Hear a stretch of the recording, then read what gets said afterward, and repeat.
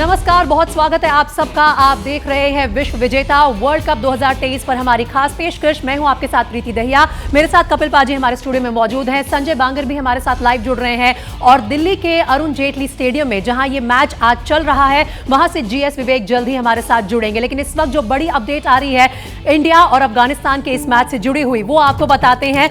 भारत को लक्ष्य दिया है अफगानिस्तान ने 273 रन का।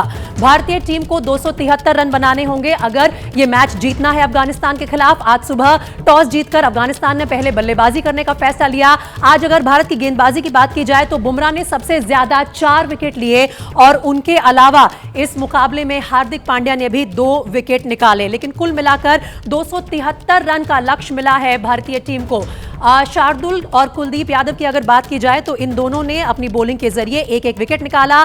आज मोहम्मद सिराज को कोई सफलता नहीं हासिल हुई, उन्होंने 9 ओवर डाले और वो सबसे महंगे गेंदबाज साबित हुए। उनके अलावा रविंद्र जडेजा ने भी 8 ओवर डाले, हालांकि उनकी इकॉनमी 4.75 की रही, लेकिन उन्हें भी कोई सफलता आज गेंदबाजी में नहीं मिली। तो कुल मिलाकर अफगानिस्तान ने पहले बल्लेबाजी करते हुए 8 विकेट गिरवाए अपने 50 ओवर में और 272 रन बनाए और टीम इंडिया के सामने 273 रन का टारगेट सेट किया है। सीधा कपिल पाजी से ही पूछ लेते हैं, पाजी किस तरह का टोटल है ये? कंपेटिटिव टोटल तो जरूर नजर आ रहा है। बिल्कुल, अगर देखा जाए उनके पास जो गेंदबाजी है वो बेहतर है बल्लेबाजी से, उसके बावजूद भी 270 रन, मुझे लगा 30 रन थोड़े ज़्यादा करवा दिए। या ये कह सकते हैं कि अफ़गानिस्तान ने क्रिकेट बहुत ही बेहतर खेली। उन्होंने अपने लास्ट के 15 ओवर इस तरह खेले कि उस मुकाम पर ले गए जहाँ पर वो T20 का जो उनको ज़्यादा अभ्यास है उस तरफ लेके गए और बहुत ही बढ़िया खेले। तारीफ करनी होगी पूरी टीम की, जिस तरह की प्लानिंग थी। शायद उनका कोच अजय जडेजा को बोल सकते हैं कि उन्होंने सोच समझ के ये गेम खेला है। बतौर कोच नहीं बल्कि मेंटोर के तौर पे तो जरूर कुछ ना कुछ फीडबैक दिया होगा उन्होंने। और अफगानिस्तान की तरफ से सबसे ज्यादा रन उनके कप्तान हशमतुल्लाह शाहिदी ने बनाए, जिन्होंने 80 रन की पारी खेली 88 गेंदों में। उनके अलावा अजमतुल्लाह उमरजाई भी 62 रन बनाकर आउट हुए। तो कुल मिलाकर संजय, आपसे भी ये जानना चाहूंगी, ये जो 273 रन का टारगेट सेट किया है इंडिया के सामने अफगानिस्तान ने, आप भी मानते हैं 30 से 40 रन ज्यादा गंवा बैठी टीम इंडिया? और खास तौर पर मोहम्मद सिराज की गेंदबाजी के बारे में आप क्या कहेंगे? बढ़िया बल्लेबाजी हुई, क्योंकि शुरुआत में जो सबसे मुख्य जो बल्लेबाज है इनके गुरबाज और इब्राहिम ज़ादरान, उनको जल्दी आउट किया। मगर दाद देनी होगी वहाँ जो मध्यक्रम में जिस तरह से उन्होंने वो साझेदारी की, अजमत और नशमत, मतलब उन दोनों ने ज़बरदस्त बल्लेबाजी की और एक अच्छा टारगेट। एक समय तो ऐसे लग रहा था कि ये 300 पार कर सकते हैं, क्योंकि नाबी थे और राशिद थे। मगर वो अंत में जो विकेट्स लिए जसप्रीत बुमराह ने, तो मुझे लगता है कहीं ना कहीं वो ज़रूर पीछे खींच लिया था, नहीं तो ये स्कोर 300 के पार जा रहा था। और रही बात सिराज की, तो देखिए सिराज के कुछ मैचेस बहुत अच्छे गए हैं और आज उनका ऑफ डे था, और जब उनका इस तरह का दिन जाता है तो ज़रूर थोड़े से महंगे साबित होते हैं। विवेक, जिस दौर का जिक्र संजय कर रहे हैं कि एक समय पर जब राशिद खान भी आ गए थे तब ऐसा लग रहा था कि ये स्कोर शायद 300 के पार चला जाएगा, लेकिन जसप्रीत बुमराह की गेंदबाजी के चलते कुछ विकेट गंवाए अफगानिस्तान की टीम ने। और ये हम जसप्रीत का जो आज का बॉलिंग फिगर्स हैं वो दिखा रहे हैं। 10 ओवर उन्होंने डाले और 39 रन दिए, लेकिन 4 विकेट लिए। वो 4 विकेट बेहद अहम थे। विवेक, कहाँ लगता है कि कुछ गेम प्लान में बॉलिंग की तरफ से चूक हुई?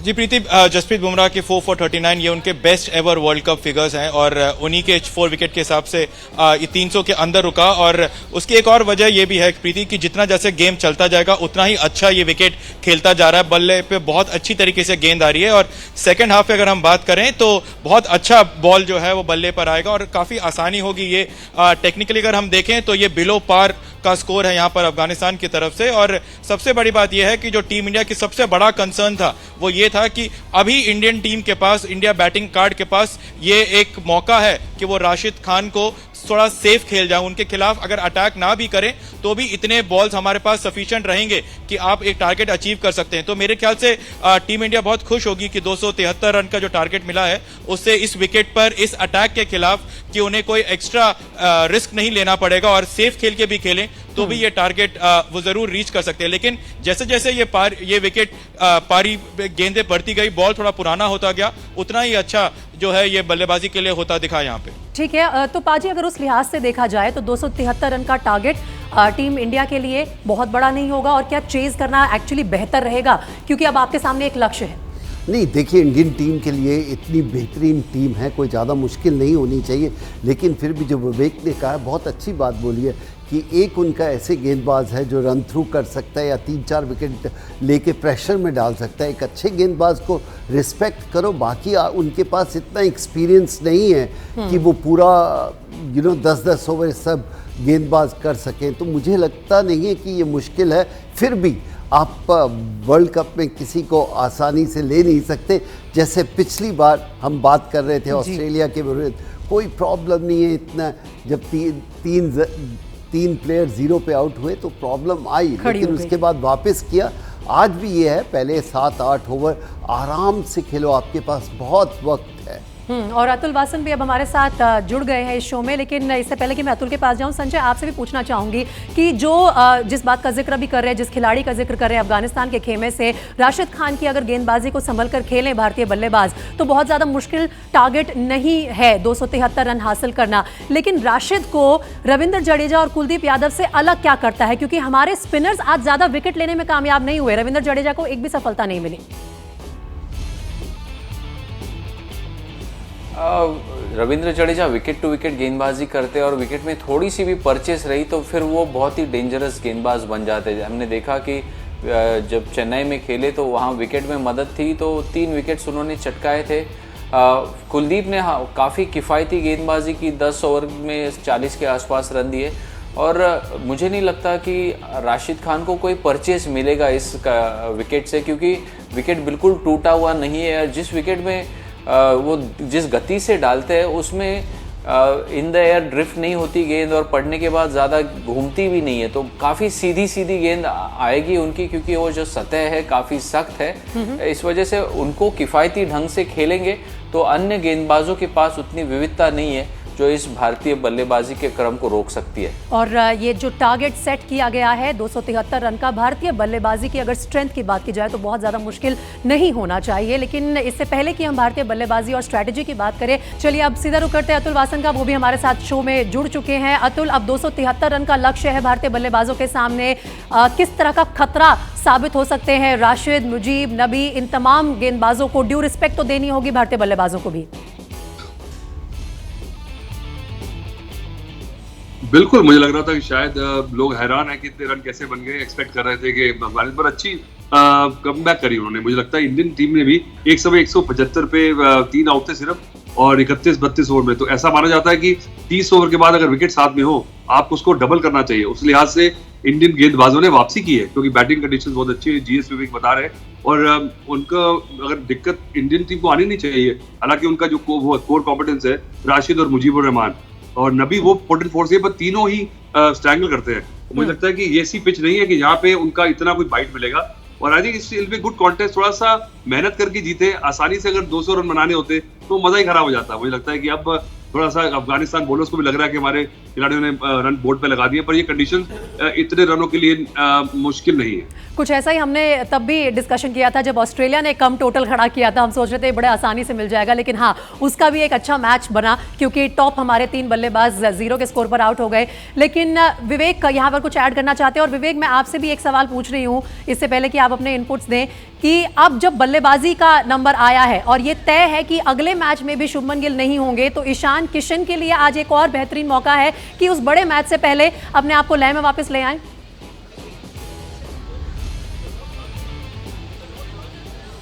जी हाँ, बिल्कुल प्रीति, ईशान किशन के लिए एक अच्छा मौका है, क्योंकि हालांकि शुभमन गिल अहमदाबाद में टीम के साथ ज्वाइन करेंगे, लेकिन ऐसा लग नहीं रहा कि वो पाकिस्तान का मुकाबला या फिर बांग्लादेश का मुकाबला भी खेल पाए। तो एक सस्टेन रन यहाँ पर ईशान किशन को जरूर मिलेगा। काफी समय उन्होंने बिताया नेट्स पर फास्ट बॉलर्स के खिलाफ। लेकिन एक बहुत इंटरेस्टिंग चीज है यहाँ पर प्रीति, कि जब अफगानिस्तान की टीम बल्लेबाजी कर रही थी तो जब नवीन उल हक बल्लेबाजी करने आए तो पूरा का पूरा स्टेडियम सिर्फ विराट कोहली का ही नाम जप रहा था वहां पर। तो आप सोच सकते हैं कि जब नवीन उल हक जब गेंदबाजी करने आएंगे और जब विराट कोहली बल्लेबाजी करने आएंगे तो वहां पर क्या हाल होगा। लेकिन नवीन उल हक जो है वो इस फॉर्मेट के व्हाइट बॉल के काफी अच्छे गेंदबाज है, उनका बॉल अच्छा सा मूव होता है ऑफ द विकेट, उनके पास वेरिएशन काफी अच्छी है, तो वो भी एक हैंडफुल होंगे वहां पर नवीन उल हक, तो जिनके खिलाफ जो है हम ये मान के चल रहे हैं कि सिर्फ रशीद खान है और नजीब है और उनके स्पिनर्स ही सब कुछ करेंगे, लेकिन नवीन उल हक को भी आपको उनका ड्यू देना होगा। और सबसे रिवेटिंग कॉन्टेस्ट जो होगा,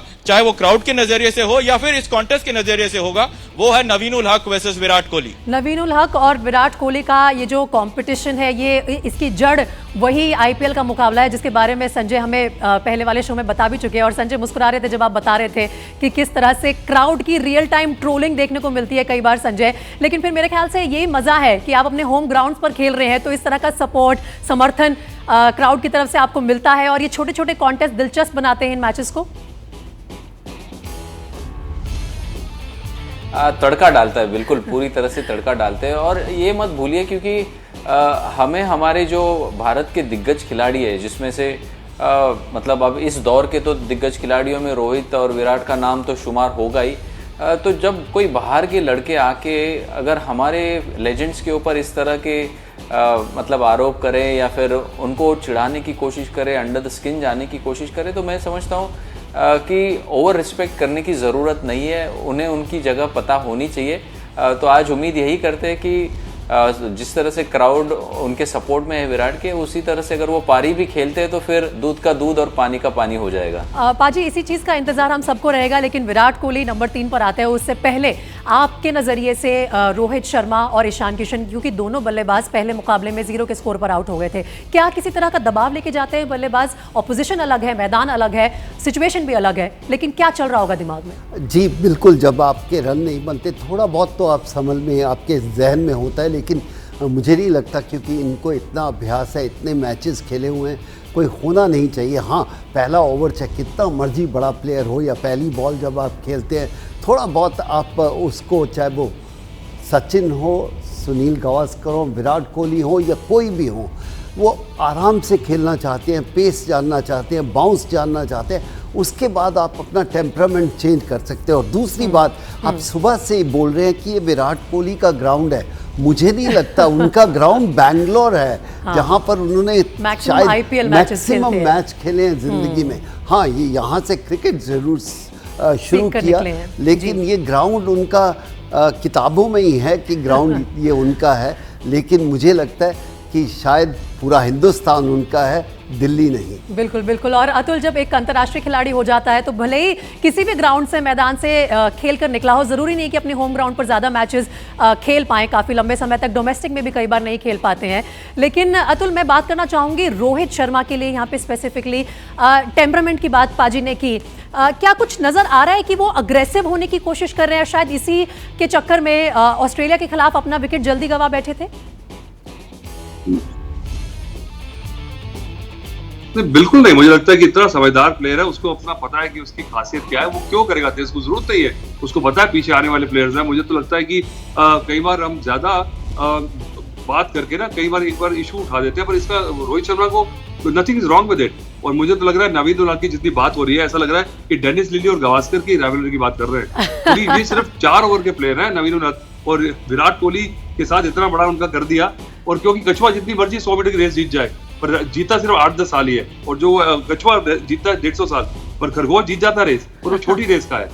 ये नवीन उल हक जो है वो 20 ओवर प्लेयर है, तो इस 50 ओवर में चालाकियों से विराट कोहली का आउट नहीं कर पाएंगे। हालांकि हो सकते हैं, अगर कर दिया आज आउट तब मैं उनको रेट करूंगा। वो अतुल वासन ने क्या जो मुहावरा ना मारे। जी बोलिए। ये भी कहना चाहता हूँ, आप कह रहे हो रोहित थोड़ा सा, रोहित आउट हुए हैं डिफेंस करते हुए, अटैक करते नहीं। जब आप अटैक करते होते हो 0 पे, तो आपका थॉट प्रोसेस चेंज होता है। ये यहाँ पर खेल रहे थे, गेंदबाज की तारीफ होनी चाहिए कि पड़ा बॉल अंदर आया, वो डिफेंस करने गए, लेकिन ऐसा अक्सर होता है क्रिकेट में। ठीक है, पॉइंट टेकन पाजी। भारत के सामने अफगानिस्तान ने 273 रन का लक्ष्य सेट किया है। भारत आज अपना दूसरा वर्ल्ड कप का मुकाबला खेल रही है दिल्ली के अरुण जेटली स्टेडियम में। अब अपने 50 ओवर में इंडिया का जो फेम्ड बैटिंग लाइनअप है, उसे ये 273 रन हासिल करने होंगे अगर दूसरे मुकाबले में भी जीत के साथ आगे बढ़ना है। तो चलिए सीधा चलते हैं अपने एक्सपर्ट्स के पास। संजय, जल्दी से आपसे पूछना चाहूंगी, क्या अनुमान है, आसान रहेगा या मुश्किल होने वाला है ये 273 रन का टारगेट? मुझे लगता है 2 साझेदारियां अच्छी हो जाएगी तो ये टारगेट आसानी से पार कर लेंगी भारतीय टीम। विवेक, आपका क्या अनुमान है? आप पहले ही कह चुके हैं कि अब बैटिंग और आसान हो रही है। आज ये बैटिंग प्रैक्टिस बहुत जरूरी रहेगी भारतीय टीम के लिए। जी हाँ, बिल्कुल, और वो भी खासतौर पर टॉप ऑर्डर के लिए, क्योंकि अफगानिस्तान का एक बड़ी साझेदारी हुई थी और यहाँ तक पहुंचे हैं। इंडिया को भी बस उसी की जरूरत पड़ेगी। ठीक है अतुल, क्विक रिएक्शन आपसे भी यही चाह रही हूँ कि क्या अनुमान है, कोई मुहावरा है इस रन चेज के लिए आपके पास?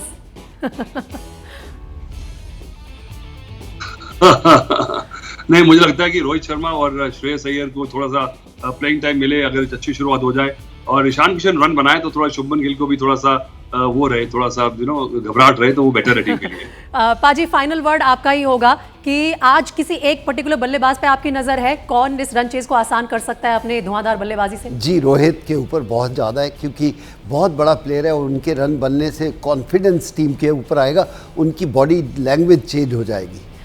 चलिए ठीक है, और ईशान के भी रन बनने बहुत जरूरी है क्योंकि दोनों अगर ये ओपनर्स जम गए तो अगला मुकाबला 14 अक्टूबर को है पाकिस्तान के खिलाफ अहमदाबाद में, और वो बहुत बड़ा मैच होने वाला है। फिलहाल आप सबका बहुत धन्यवाद, और इस मैच के बाद फिर से हमारे तमाम एक्सपर्ट्स हमारे साथ जुड़ेंगे और इस पूरे मैच का एनालिसिस लेकर मैं एक बार फिर से लौटूंगी। फिलहाल हमें दीजिए इजाजत, बाकी खबरों के लिए देखते रहिए एबीपी न्यूज। जैसे ही घड़ी का काटा दोपहर 2:30 पे आए, बबीता जी का दिल सास बहू साजिश के लिए मचल जाए। और ये है इनकी बहू, पूरे दिन ऑफिस की टेंशन हो जाए गॉन जब ये करें अपना फेवरेट शो फ्री टाइम पे ऑन। इनकी तरह आप भी देखिए अपना फेवरेट शो अपने टाइम पर और डाउनलोड कीजिए एबीपी लाइव ऐप अपने स्मार्ट टीवी पर।